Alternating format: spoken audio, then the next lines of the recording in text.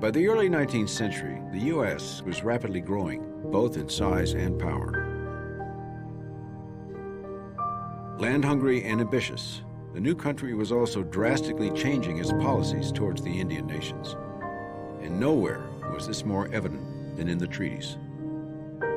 The United States' primary interest in treaty making was to acquire Indian land. And so the treaties were used for that purpose, especially as the United States found itself in a position to pretty much dictate the terms of the treaty. And so the treaties morphed from this friendship and reciprocity sort of relationship into a very one-sided thing. There's almost a mythology about this, that somehow when the Pilgrims arrived, they were dragging land behind them. There was no land brought here. The land here was Native nations. And this is what the United States needed. It's what it wanted. They wanted all of it. They wanted everything. The greed came in. Well, we have a little tract here now we need a little more. And, well, we need to go make another treaty. We didn't understand that eventually those treaty-making processes ended up to the acquisition of all of our ancestral homeland. That land was a part of us. That land helped us be. That land was who we were, who we are. The command of removal came unexpectedly upon most of us. There was a time that we noticed several overloaded wagons were passing our home, yet we did not grasp the meaning. Then one day, wagons stopped. We were to be taken away and leave our homes, never to return.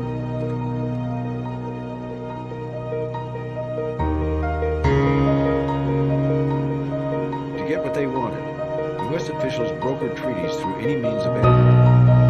Their tactics were so corrupt that the once trusted treaties became quickly known as bad. There were people at these treaty negotiations who would do anything to get an agreement on the table. And so there was very routine bribery, individual payments made to tribal leaders. Alcohol would be used to put people in an agreeable frame of mind, and even coercion to say to people, you must sign this agreement or else. Every means of trickery and fraud was employed against Native nations. The United States would appoint a false leadership, people who had no right to speak for the tribe, and say, you're the leader of this tribe, sign this paper giving away all your land. As the century progressed, the treaties became more and more lopsided, a far cry from the parallel paths of the Goswenta.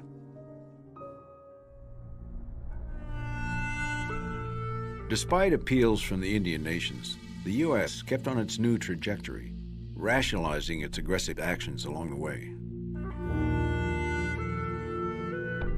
They have neither the intelligence, the industry, the moral habits, nor the desire of improvement.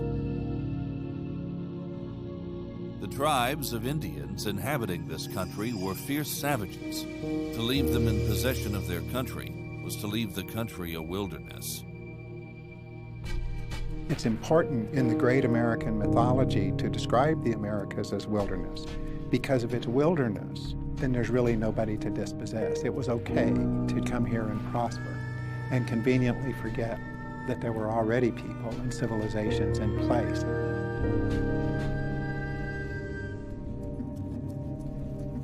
At first we had something to eat, but that gave out and we were starving. We came to a slippery elm tree and ate the bark of that. Lots took sick and died.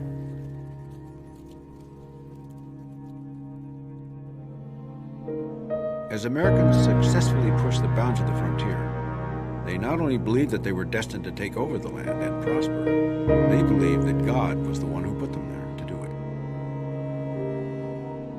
They believed that it was God's will, that the United States should be a continental nation stretching from the Atlantic to the Pacific. As each wave of immigration would come, they'd move into an area. The United States would then make some sort of arrangement with the tribe get that land from them. And then more would come, and they'd advance the frontier even further. The power of manifest destiny, of expansion, of inevitability, God's providence helped rally people around not only the idea of Americans as entitled to North America, but rallied them around the idea that Indian people were barriers to civilization and barriers to progress. No matter how many treaties were signed or how much land they gave to the United States, the Indian was still in the way. This was known as the Indian problem. This so-called problem continued despite a decades-old policy to force Indians to swap their land east of the Mississippi for land west of it. The Indians would then move to those western borders and away from the Americans. This plan was simply called removal. The Removal Act was the centerpiece of Andrew Jackson's political agenda, and it was very controversial at the time. It was very widely debated. There was lots of discussion across the country. Very many prominent people spoke up against it. Will the American government steal? Will it lie? Will it kill? I have no desire to see the poor remnants of a once powerful people. The removal bill represents oppression with a vengeance. The removal process, it was, all right, you've made these treaties. Now, you can have one of two things. You can keep your sovereignty, but you can't keep your land. But if you keep your land, then you have to assimilate and no longer be Indian. You will have sovereignty or you have your land. You can't have both. Across the United States, the Removal Act divided the country. But across the Indian nations, reaction was unanimous. We are surrounded by white people, and there are encroachments made. What assurances have we that similar ones will not be made on us should we remove to the Mississippi? Look here, Father. Our lands belong to us. We shall keep them. We do not wish to talk to you anymore. We had already been fighting to keep that land. And sure enough, when the government was coming in there to take us out of that land, we fought even more. But at some point, you have to realize that this fighting is all going to be about death. And death is coming. Then I need to be protecting my family, and I want my children to survive. So we have to endure this removal. Many of the tribes did choose to accept removal as a means of maintaining the tribal nation. What choice was there? After decades of engagement, they could no longer resist. And so they gave up their lands, they gave up their homes, they gave up their fields and forests, they gave up literally their way of life in order to be able to stay together and be what they were. We are poor, but we are free. No white man controls our footsteps. Some tried to assimilate to avoid removal. Some were removed completely. But in the end, every nation met the same fate. Every nation had to give up land. Brothers, you cannot remain where you are now. You have but one remedy within your reach, and that is to remove to the west. May the Great Spirit teach you how to choose. The loss of land was devastating, and so was the loss of lives. The most famous of these incidents was the Cherokee Nation's Trail of Tears, but there were numerous other trails just as violent and just as crushing. Everyone had to walk. My baby brother Joel was 4 years old.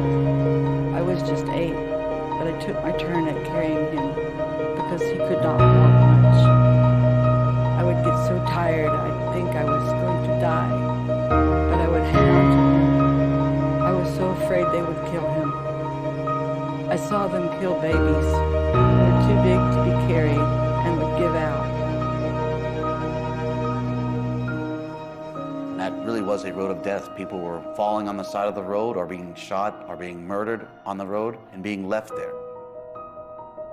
the removal process was done in a way that was not efficient in making people survive.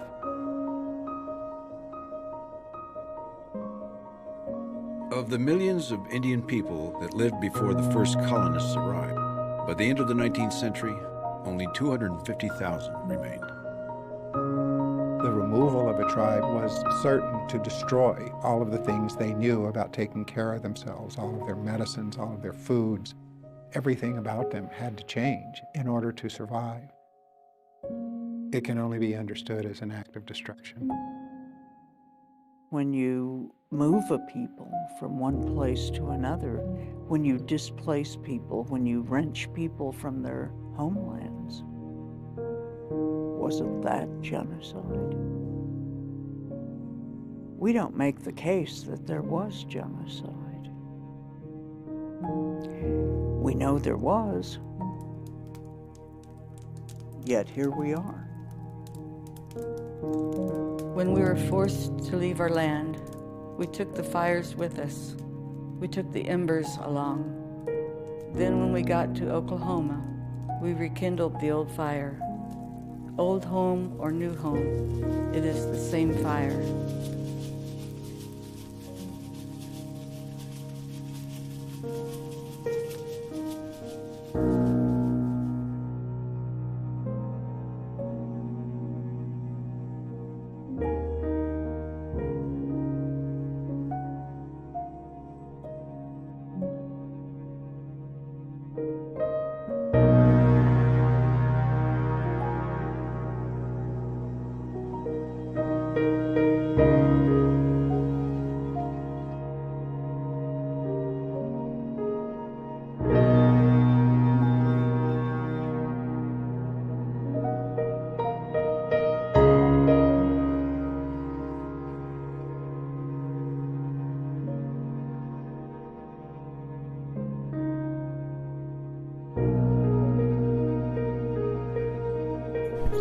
In war, people fight against each other, but in many situations there has been no war, but only genocide. This history of American genocide is often ignored or sugarcoated by saying that Columbus simply discovered America. It's important the truth of American genocide is brought to light. This is about what really happened.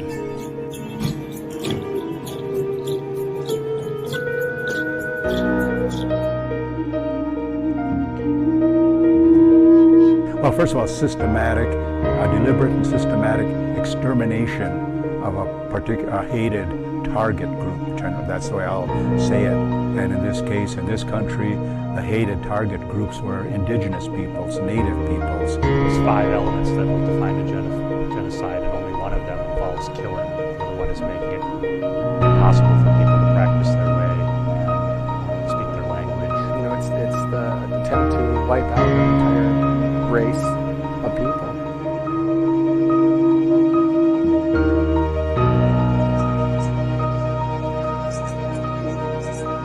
Started with mass murders and the disease and all that stuff. It continued when they realized that wasn't totally working, that it continued into the boarding school era and taking away our cultural identity and our land and just taking away everything. When this continent was visited by Columbus and the others that came after him, the millions that came after him, most of them were not coming here because they wanted to learn about the native people and the native culture. They wanted to change it. And so the mythology grew that this was an empty land and it belonged to nobody, and it never did, and that it had no special significance to anybody. It was like going to the moon. It was a brand new empty continent. That was the mythology that allowed so many people to come over here and believe that they had the right to claim whatever it is they wanted.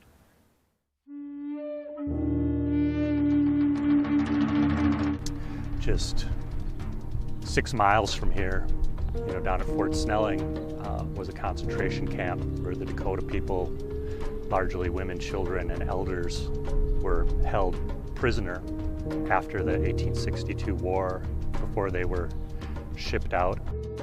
Another one is Pequot Massacre of 1637. About 700 to 900 Pequot people were fried in the fire, and then of course at what happened at Wounded Knee, some 300 people slaughtered there, and then the Sand Creek massacre in Colorado, where hundreds of Cheyenne and Arapaho were slaughtered there, and primarily again women, children, and elders were slaughtered.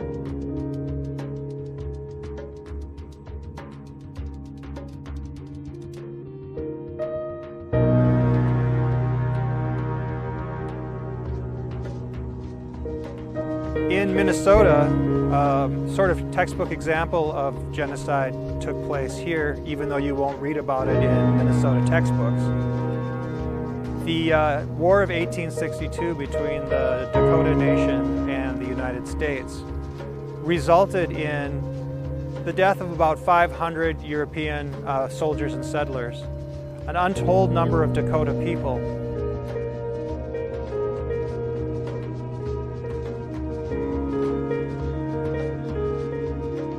Mankato, where they hung the 38 Dakota POWs after the war.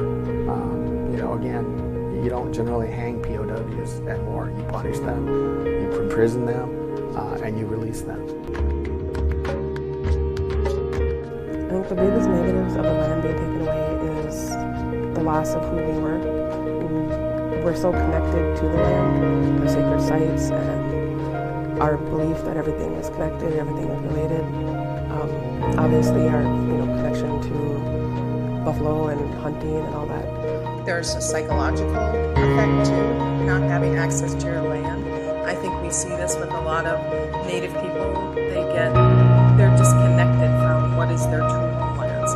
They don't have that. They've lost that relationship with the land. Very few people in the United States, say the Ojibwe, Anishinaabe, Dakota communities here in Minnesota, who speak their language, particularly as their first language, and that's an impact of genocide.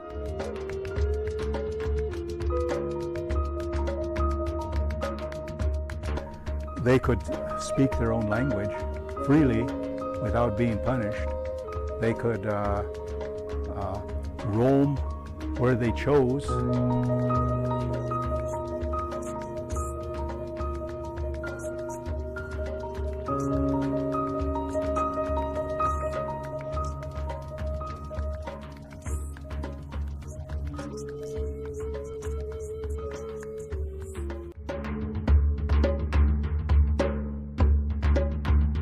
Groups like, and primarily the American Indian Movement, have been very active restoring many aspects of the culture to the people, as have elders, other groups, and active young people and activists. The state of Minnesota passed a legacy amendment for to dedicate money to support cultural endeavors of different communities around the state, and I know both Ojibwe and Dakota languages have gotten a lot of money to help them pursue that. The 20th century for Natives has been about fighting back.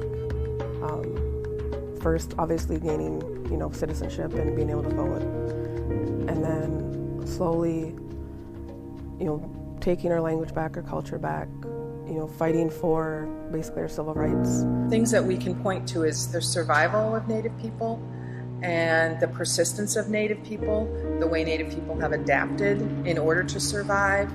And I think the resisting that Native people have done, the resisting of completely losing language and culture and life place. We're still fighting to hold on to those things. And it's important for people to know that this is an ongoing struggle.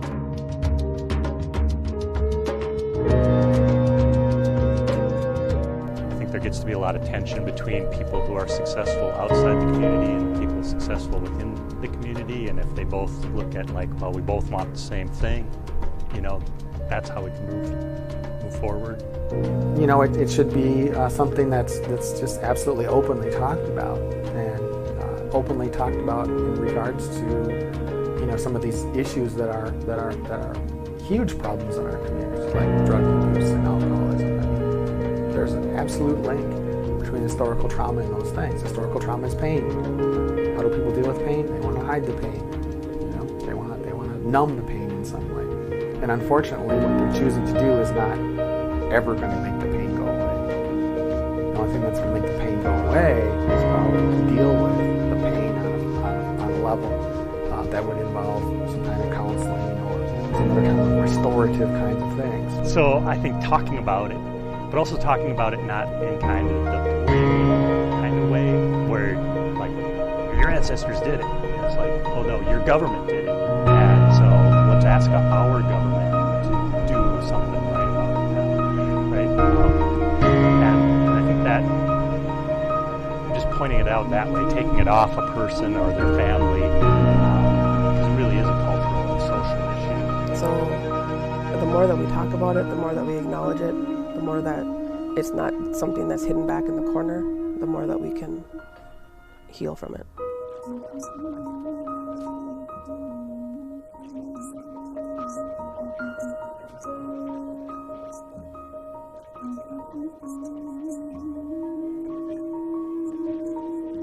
I think one way we can start making a change is for Native families and Native students to start saying, why aren't we learning about this in my class? Why is this never brought up? And I think to start changing our education systems is the place where we'll see the greatest shifts. I talked a bit about how I'd like to see the whole state change, the citizens of Minnesota change. I think we're going to do that through education. I was taught that Columbus was a hero in discovering America. That is not the truth. If it wasn't for their persistence and longevity, there's a possibility that I or even you might not be here today. I'll end on a quote that says, "Only the strong survive." Our people are still here and will continue to fight the constant injustices that began with genocide. This is something that was never taught to me in school and something that I feel should not be ignored any longer.